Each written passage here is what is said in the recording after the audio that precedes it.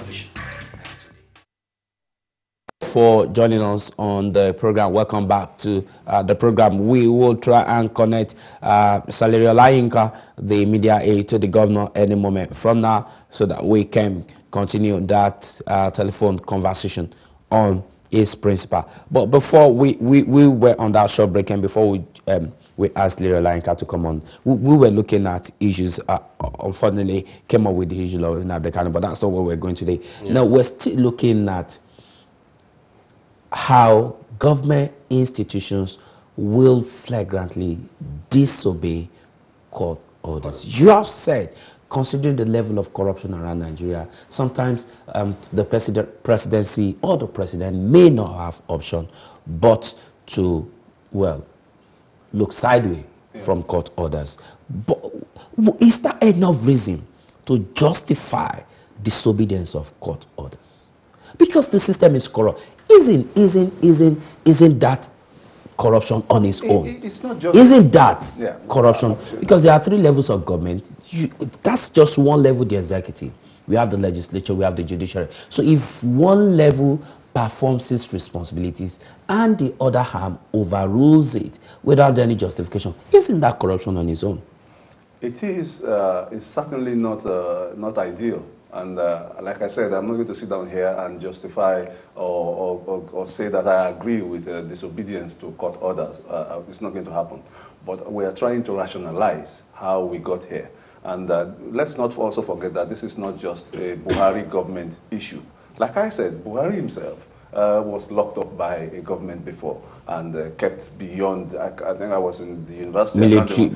Military or civilian administration? But of course, military administration civilian himself. Administrations have not been any better. Obasanjo's regime locked people up. Obasanjo didn't even apologize. But isn't this government supposed to bring about a change? Yes, this was supposed to be a government on change. The change that was promised the most was change on transparency issues.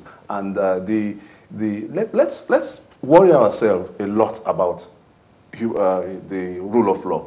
But let's also look at the fact that a national security advisor shared such unimaginable sums of money. But does it not remain a suspect? Does it not remain a suspect until he is found guilty by the court of law? Is he suspect? Should the government continue to exercise discretion? How could you be the judge in your own case? Is that possible? We have to decide what we want. All right, I've got Mr. Salario Layinka back on the line. I'm sorry, let me quickly go back to him. Mr. Layinka, thank you for joining us again. Are you there? Mr. Layinka? Sure. Yeah, thank you so much. Hello? Yes, thank you for joining us on the program. Let me take my second question. My second question is, there has been so much drama around your principal, former governor Ayodele Fayose, and the EFCC. Mr. Fayose has said what is going through in the hands of the EFCC is persecution and not prosecution, while the FCC is trying to discharge its responsibility. Is your principal saying the EFCC cannot,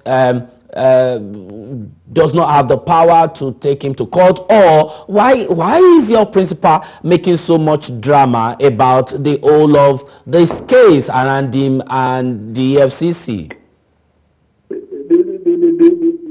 That question should be directed at the EFCC itself. You should have asked the EFCC chairman or somebody from EFCC, why are they so particular about Ayodele Fayose? Why are they so particular about that single person? But it doesn't appear to be the only one. The EFCC has picked on a couple of other personalities in Nigeria. Listen to me. Why did the EFCC have to act so irresponsible or professionally by taking to Twitter on July 15th to celebrate the PDP loss of the government for election of Ekiti State, and also choose to say, oh, PDP has lost this election. That offensive tweet that FCC did on the party is over. You are aware of. Why did the FCC have to do that? Then the question again is that what has CMC done to several other petitions against people in APC, people in Buhari's government, When we were in office, we took petitions to EFCC against the present governor of the now, Dr. Kayode, load of petitions with documents. EFCC did not do anything to those petitions. The question should be asking, is it only a fact that there was governor in this country? What has EFCC done to allegations against Amesi, the former governor of Rivers State? What has that commission done to allegation of corruption against Abba Kyari, chief of staff to President Buhari? Several other issues like that. So when somebody now chooses to, like you just said, dramatize, it is also to tell this commission that I am not afraid of you. You seem to be so particular about me. Okay, I have come. Whatever you want to do, just do. The governor went there on October 16th to pass a message, and that message was passed so clearly that Nigerians are not supposed to be afraid of EFCC, and that EFCC is not supposed to also turn itself to a kind of a persecutor of Nigerians. And that's why the man went there to say, I am here, I am not afraid of you. And the message is sent to Nigerians is that every other person too, especially those in Buhari's government that have been so accused, should be bold enough to also wake up one day and say, oh, people have been saying that you are investigating me. I will come to your office tomorrow. They should also go. The Abba Kyari of this world should do the same thing. Amesi of this world should do the same thing. Fayemi of this world should do the same thing. Babasha Lawa, the glass cutter, should do the same thing. Several people like that. They should do what Fayose has done. It is not about dramatizing issues. It is about passing a clear message that EFCC should act in the interest of Nigeria, in the interest of our country, not in the interest of APC, not in the interest of President Buhari, not in the interest of any political party or any individual. And don't forget, this commission was set up when PDP was in government. It was never used to victimize APC people. Why are they using it now to victimize anyone that they perceive as not in the same page with President Buhari? All right, Mr. Lanka, let me ask you to stay on the phone. Don't go. Let me just ask one of our guests in the studio to respond to a couple of questions you have raised. Let me come to Dr. Oduto. I mean, the media aide has raised a couple of questions. There are allegations against certain people in this government. The former governor of Ekiti, who is now the current governor of the state, Fayemi, was accused with evidence according to what Mr. Lanka said. But EFCC failed to act on the petitions. There were petitions from Rivers State against the former Rivers State governor Amaechi. EFCC failed to act on these petitions. Are you saying, can I ask you, is the EFCC fair in its fight against corruption in Nigeria? Is it not being selective? First and foremost, yes, we should aim at fairness, and we should have a situation where people have trust in the fairness of the processes in criminal justice system generally. I agree with that. But I also have to say that what we need in Africa, as advised by former President Obama of the US, is not strong men, but strong institutions. What is beginning to emerge is that the EFCC is now beginning to be reckoned with as a strong institution. What, you think the EFCC is emerging as a strong institution when it selects people to be prosecuted? I don't know any time that the EFCC has not been accused of being biased.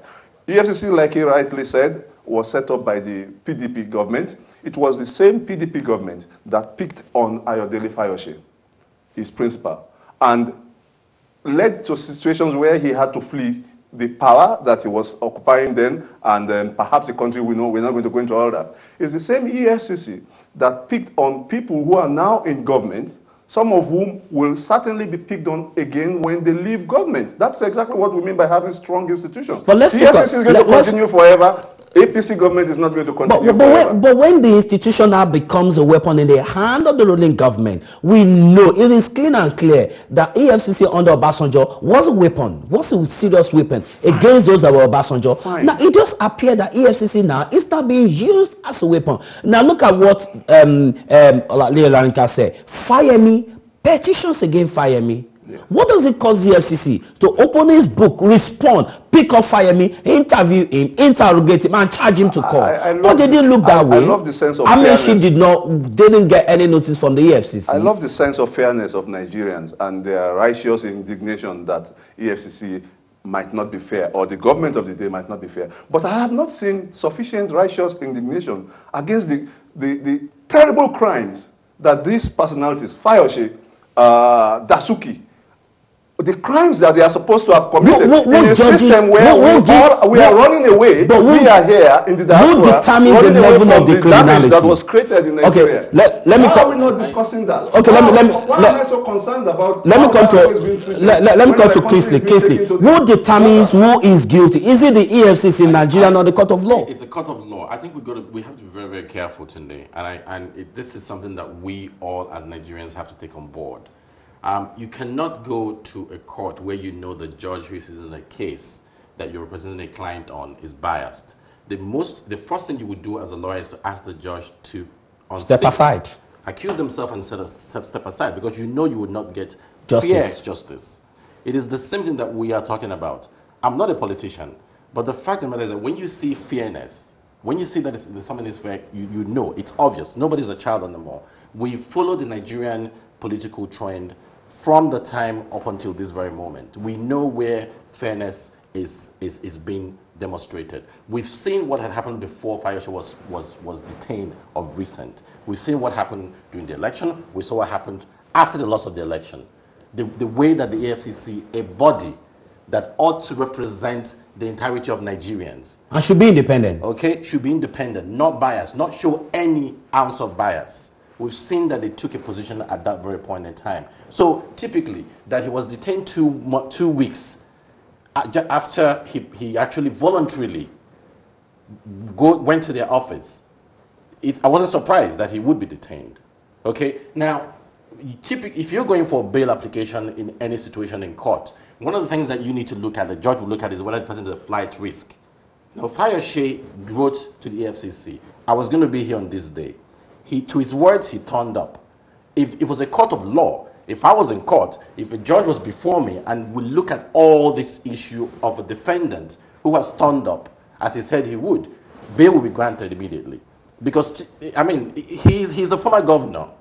It's self-recognition. But the fact that he had the option to run away. But do you suppose the EFCC has been fair in dealing with corruption cases in Nigeria? No, I'm going to come to you, Doctor. I don't think they have been fair. If we look at the issue of who is a flight risk and who is not, okay? In this system, we have a situation where if the court grants you bail, or before they grant you bail, they know you're a flight risk, but they feel that you've made a bail condition, you could be tagged. Electronic tags are there. Oh, they see your passport. Exactly. The Nigerian legal system has got to the point where I am sure they can put all those things into effect. Now, I think the point of where you then have a government who acts as judge and jury in a case that they have an interest in is something that we should condemn. I typically would condemn it. I would not. And it's not because I'm supporting APC or PDP. I think for me, as a legal practitioner, as somebody who, when I see wrong as being wrong, I will say it's wrong. And I think if we look at what's happened, if Nigerians look at, as far as those who have no political interest, or those who feel that, okay, fine. I've heard what the doctor said about Dasuki and the fact, I was in Nigeria when this issue happened, how obviously soldiers went into the battlefield with no ammunition. Many of them died. It was a sad story. But I should not take away from the fact that if this person was said to have committed the offense that he had committed, he should be charged, hand him over to the police. Do you understand? Let them investigate him, let them charge him, take him to court and prosecute him and send him to jail. But not to hold him down for 2 years plus. All right, let me see if Mr. Olayinka is still on the line. Is he still on the line? Okay, Mr. Olayinka, I mean, going by where we are, you've heard the two sides of my guest. in the studio. In your view, do you think your principal, former Governor Adele Fashe, will get justice as this case proceeds? Well, you will see that when the man got to the DSP, what he kept saying was that, oh, you claim to have a lot of evidence of corruption against me. Take me to court. When I get to court, I will defend myself. If he does not have confidence in the court, he wouldn't have said that. He said that because you see, the only institution remaining in Nigeria today that have not been that this APC government has not been able to count 100% in the judiciary. That is the only institution remaining. That is and that is even the reason we are still having a country called Nigeria. Because yes, this APC government, yes, the police has become the appendage of the government. Yes, it has become appendage of the government. The DSS has become appendage of the government. And I also add the other person there saying that this country belongs to all of us, and we should be able to say the truth to power all the time, at all times. Governor Fayose has done what has challenged the APC-led federal government. I said it before. Before Fayose became governor, there were petitions against him. There were petitions from the House of Assembly, from almost everywhere against him. Yes, he did not do anything. Now we are challenging, and that is what I believe the man is. The people in your studio should also begin to advocate. He mentioned Dasuki Fund, and he categorized it as crime. And some of us have also raised questions. Dasuki was arrested in 2015. Up to now, he has not been brought to trial. If you so believe that Dasuki committed offense, that you have evidence that he stole a whole lot of money, why have you not tried him? Why are you not trying? Why are you keeping him in your detention without trial? You see, it's like this. You are sending the kind of message to the public that you don't have evidence of prosecuting. By now, the government, and again, don't forget that Dasuki went to court and asked to be tried openly. It was this government that said, no, we cannot try Dasuki openly. Dasuki said, I want to be tried in the front of TV cameras, in the front of the members of the public. You, the government that claimed to have evidence against Dasuki, was the one who said it won't be able, it does not want to try Dasuki openly. On the other way, I think that it is Dasuki that should be afraid of being tried openly if indeed he committed this crime. So let us also begin to ask the federal government, why have they not brought Dasuki to face trial? If you are saying he commits so much offense, he stole so much, and you are keeping him in detention, he has been granted bail several times, you refuse to release him. If you are not going to release him, try him. Bring out all the evidence that you have against him and try him openly. Let Nigerians be there. Let me put on hold 1 minute, Mr. Lainka. Let me put on hold. I think I still have about 2 minutes for you. Don't go yet. Stay. I hope I can still get 2 minutes for you. Don't go yet. Doctor, look at what he said. Let's go back to the Dasuki. You are a lecturer of law. You are an associate professor. Would you be teaching this to your law student that, look, because of corruption, if a judge gives an order for the release of a suspect, and because there has been a media trial of the suspect, where we believe the suspect has committed humongous crime against the court order, the suspect should be kept. Would you be teaching to your law students? Put that into the context of Dasuki, the EFCC, and the Nigerian government. I think we've basically covered this before. Like I said, the ideal situation is that people should be tried, and they should be tried quickly. That's what is called fair trial, and there should be a gladiatorial contest between the defense and the prosecution. And I must say, I am not able to tell you exactly where both the investigation and the prosecution of Dasuki is. I wish it were faster, but again, permit me to go back a little bit. The reason why we are basically here is we are looking at the fairness of how Fayose is being treated right now. Well, Fayose, I remain under the firm view, is a flight risk. This is not the first time Fayose would disappear when he's being investigated. He did that under Obasanjo. He disappeared for 9 months. Can I you defining someone who is a flight risk? He just said to you someone who has disappeared before, and we couldn't find him. He ran away from the governorship. He disappeared from the governor's residence. One of the conditions I suppose a court to look at in granting a bail or not to a candidate is integrity. Yes. But he was a governor when he disappeared the first time. He was a sitting governor, and he disappeared into the house of another governor who came out and said it publicly. But in this dispensation, he said he was going to present himself, and he did present Governance himself. is a continuum. It is a continuum. We can't say his conduct under Obasanjo's regime will not be repeated. He is a flight risk. Okay, if it's a flight risk, what should be the right thing to be done? You are he's been granted bail now. Let's watch. All right. Okay, Mr. Olayinka, I think I can let you go now. What is your final take on this program? What should we be looking at in the coming days? Hello? Go on. Hello? Yes, go on. Well, let me first and foremost first educate that man there.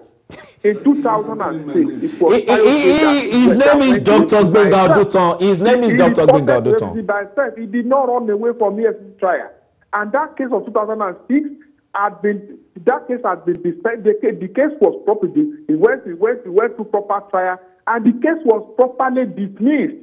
If you mentioned that he's a lecturer of law, he should educate himself.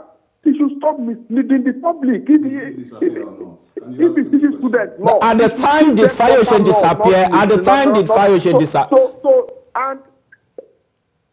At the time, did Fayose at some point at that time disappear? Because he was saying that could be one of the reasons why he would consider him as a flight risk. It was impeached wrongly. There was invasion of the state. He was almost going to be killed. He went under, and later he came out by himself. He went to the FCC office by himself. He was not arrested. He went there by himself. He went through proper trial, and at the end of the day, he was acquitted. All right. All right, Mr. Olayinka, thank you so much. I'm afraid I need to let you go now. All right, thank you, Mr. Olayinka. Thank you so much for joining us all the way from Ekiti State, Nigeria, on the program. Gentlemen, my time is up. I'm afraid I need to let you guys go now. Dr. Gbenga Odutan from Kent University, thank you so much for joining us on the show. Kingsley Oyemine, advocate and solicitor, thank you for joining us on the program. My name is Tunde Alabi. I wish I had more time to take these men, but unfortunately, I need to go now. Until I come your way next week, enjoy the rest of your evening. Bye. From here to Newspunch, we give you the information that you need, from business to economy to politics to technology. And that's all we do here on Newspunch, from the beginning to the end. And that is why we are here. Keep watching Newspunch from Ben Television. Today.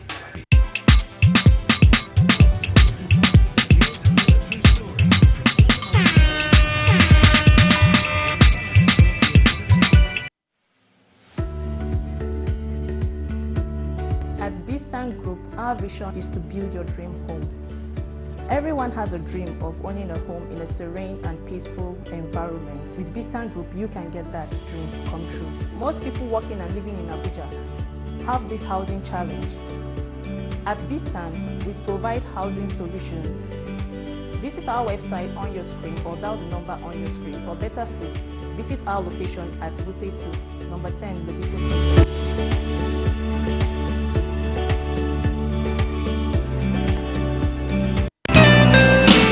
Bavidi Luxury Hotel, the newest home away from home in the Nigerian hospitality industry. 10 minutes only from the local and international airports. It's the perfect spot for your relaxation whenever you are in Lagos. 24-hour non-stop electricity, cozy and colorful rooms, Wi-Fi internet connection, and flat screen cable television. Bavidi Luxury Hotel. Our exquisite restaurant and full bar are simply second to none in taste and style. Bavidi Luxury Hotel. We are located at the posh, serene neighborhood in the Keja Business District. Your satisfaction is our first concern, so we train our staff to be professional and personable.